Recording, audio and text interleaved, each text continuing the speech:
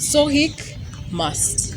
The Students One Health Innovation Club, Mbarara University of Science and Technology, presents the power of their story.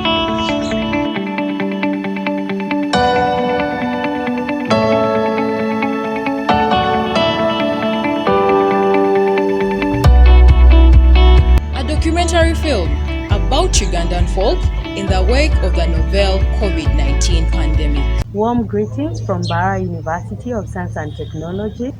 Coronavirus disease 2019 started in China but is now a pandemic with millions of people infected and thousands killed. In order to mitigate the effects of this disease and several other pandemics, there is need for a multi-sectoral approach that utilizes knowledge and skills from different spheres of training. One such approach is the One Health. The Students One Health Innovation Club was officially launched on 19th October 2018 with over 200 students from the different faculties at Mbarara University of Science and Technology.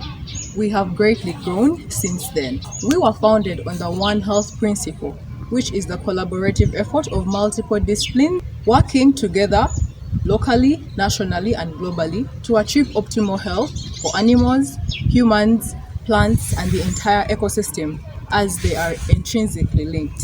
As the global community is racing to slow down and eventually halt the spread of COVID-19, which has claimed over 500,000 lives and infected over 10 million people, the Students One Health Innovation Club deemed it fit to join this global fight. TUFH must organize a response against COVID-19 with two objectives. One, to raise awareness about accurate COVID-19 information, and two, to support the implementation of the public health interventions as guided by the Uganda National Health Task Force and the World Health Organization. Once a national state of emergency was declared in Uganda, over 21 health students in Mbarara have volunteered in Mbarara Regional Referral Hospital to support the COVID-19 task force here. To flag off the TUFH mass response, we organized an online webinar which trained several international students from Uganda, Kenya, India, and several other countries. We equally organized a needs assessment in 3 different areas: Rurikona Market, Central Market, and Taso Village, which is a student's hub, to assess the gaps in knowledge, attitudes, perceptions about COVID-19. Following the assessment of the survey, the gaps found were used to influence and inform the community dissemination program, which took place in Rurikona Market, Central Market, and Taso Village.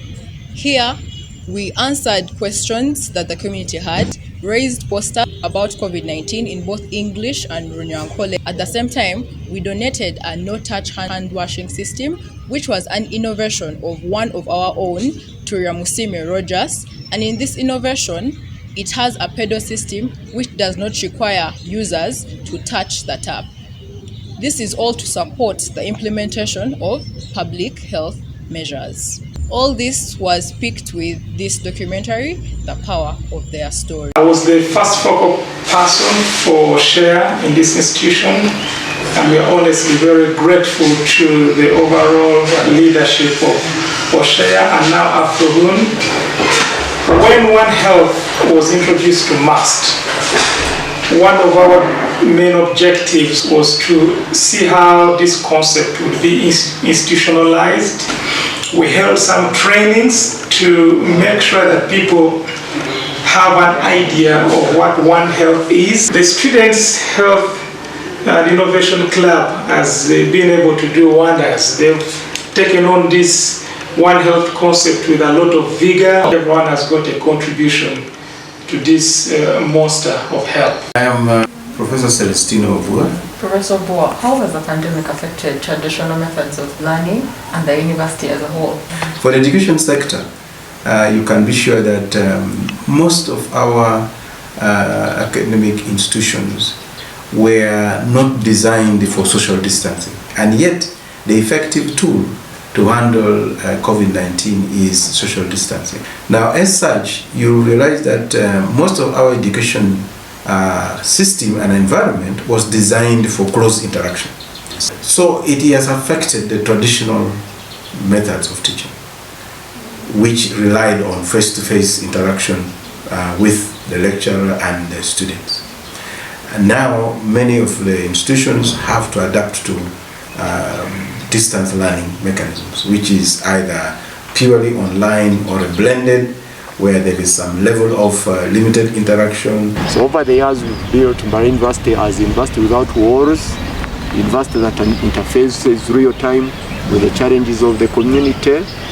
We've done this through ensuring the students spend part of their time in the needy, hard-to-reach, underserved communities, most particularly in southwestern Uganda. When we first reported the first case in the country, our risk perception rose and reached a climax somewhere. Everybody knew about COVID and how dangerous it is, and everyone was alert, including the community. But with the time we have seen it calm down, and because of that, we see people behave differently. So, Jacob, what motivated you to volunteer at the hospital during this novel global pandemic? Before Uganda declared a state of emergency, we were reading about COVID from other countries.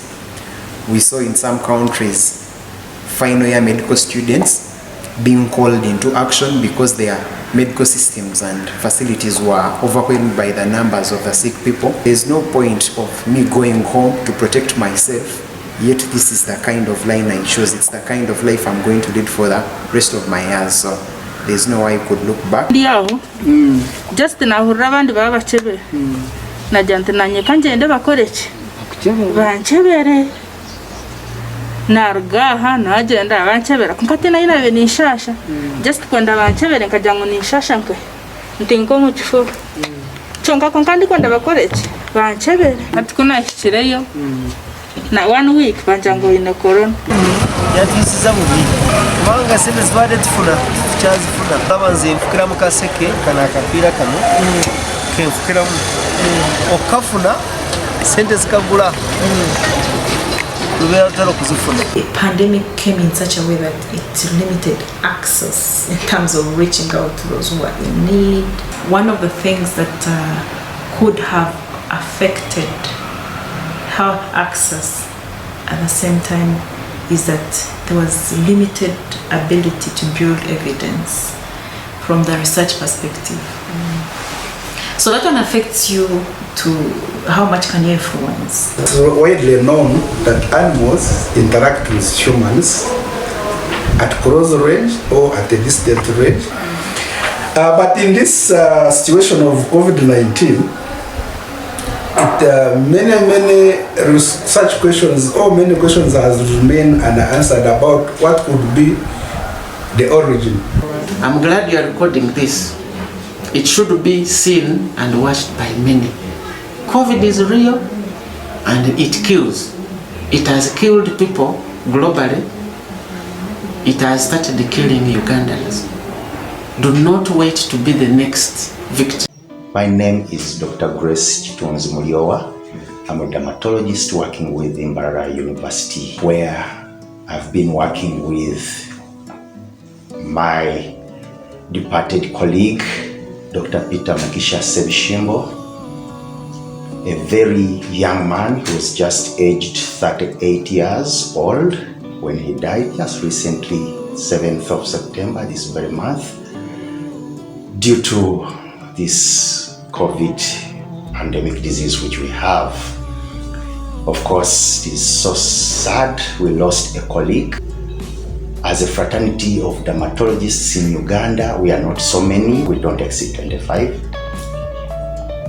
who serve a population of 40 million Ugandans. Can imagine, we lost a very young and energetic, dedicated man. We should not let the death of our colleague just go in vain.